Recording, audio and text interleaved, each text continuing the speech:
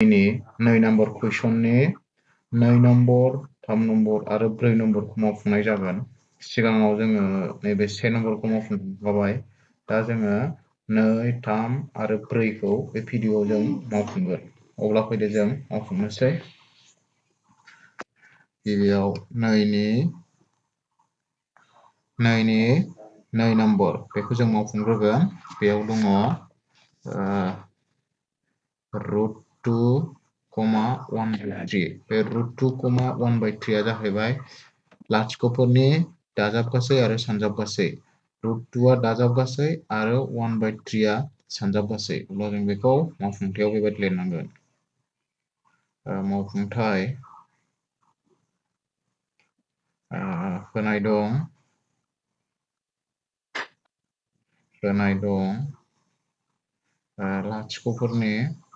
लाथिख'फोरनि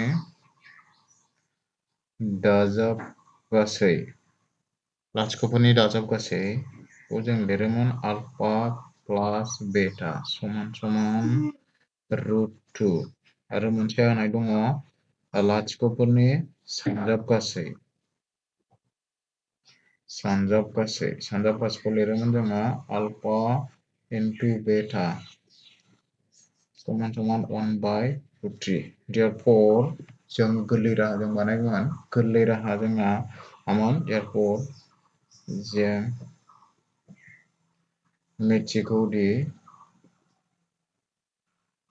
बां-बिदाब दिहुननायनि गोरलै राहाया जोंना x² माइनास लाथिख'फोरनि दाजाबगासैया आलफा प्लास बेटा x प्लास आरो लाथिख'फोरनि सानजाबगासैया जोंना जायोमोन आलफा इनटु बेटा बिदि समान 0।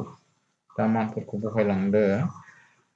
x² माइनास लाथिख'नि दाजाबगासैया आलफा प्लास बेटाया जोंना दङ √2। अब्ला बेयाव जोंना जागोन √2x प्लास आलफा आरो बेटा सानजाबनाय एबा सानजाबगासै जोंना दङ 1/3।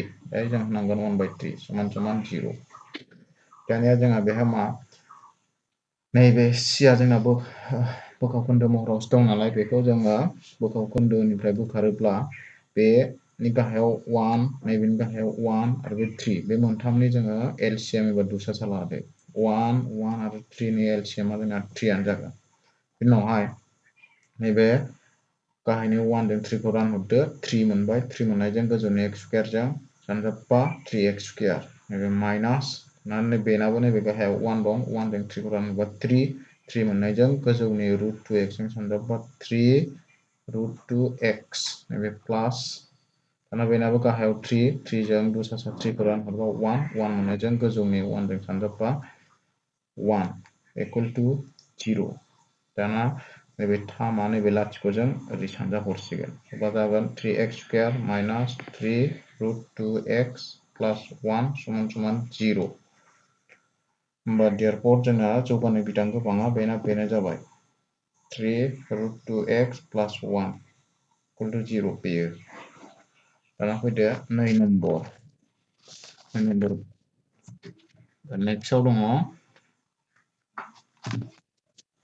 नेक्स्टआव दङ जोंना 2नि 3 नम्बर पार्ट बे दङ 0,5 बा बेयावबो जों मावफुंथाय एसे थाब लिरनोसै। बेयाव लाथिख'फोरनि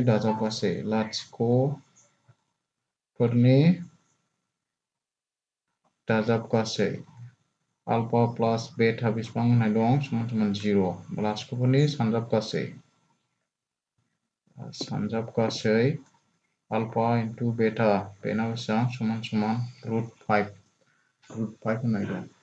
therefore जों मोनथिगौमोन जोंहा जौगानाय बिदाब गोबां लिरनायनि गोरलै राहाया x² माइनास आलफा प्लास बेटा x प्लास आलफा इनटु बेटा = 0। दाना जों मानफोरखौ बहायलांदो अब्लानो जोङो बिदाब गोबांखौ मोनसिगोन आरो। होमबा x² माइनास आलफा प्लास बेटा दाजाबगासैयाव बेसेबां दं 0 दं। बा 0 जों x जों सानजाबदो 0 सानजाब x बेयाव प्लास नैबे आलफा इनटु बेटा बेसेबां दं root 5 equal to 0 उनाव मोनबाय जोंहा x लाथिखौ जों x जों सानजाबाथ' गैला बेखौ होआबाबो जाबाय होमबा डाइरेक्ट जों प्लास root 5 खौ होबाय समान 0 अब्ला बेना जौगानाय बिदाब गोबाङा बेनो बे आरो जों नेक्स्ट मोनसे बानायबावनोसै 9 नि 4 आव नं 1,1 बा मावफुंथायाव मावफुंथाय बेनावबो होनाय दं लाथिख'नि दाजाब गासै लाथिख'फोरनि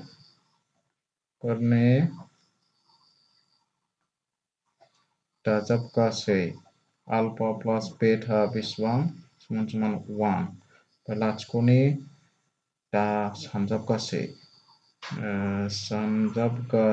सानजाब गासैया आल्फा इनटु बेटा बेबो 1 बा जोंहा गोरलै राहा फर्मुलाखौ बाहायदोलाय therefore मा जागोन x स्क्वायर माइनास आल्फा प्लास बेटा थारमाने लाथिख'फोरनि दाजाब गासै दाजाब लाथिख'फोरनि सानजाब गासै मा आल्फा इनटु बेटा इक्वल टु 0 दा बहायदो मानफोरखौ x स्क्वायर माइनास दाजाब गासैया जोंना बेसेबां दङ आल्फा प्लास बेटाया 1 दं 1 खौ होदो 1 जों x 1x प्लास दाना सानजाब गासैयाबो 1 दं 1 इक्वल टु 0 होमबा therefore बेना x स्क्वायर माइनास 1x प्लास 1 इक्वल टु 0 आनो दिहुननो गोनां जौगानाय बां बिदाब बेनो थेंक इउ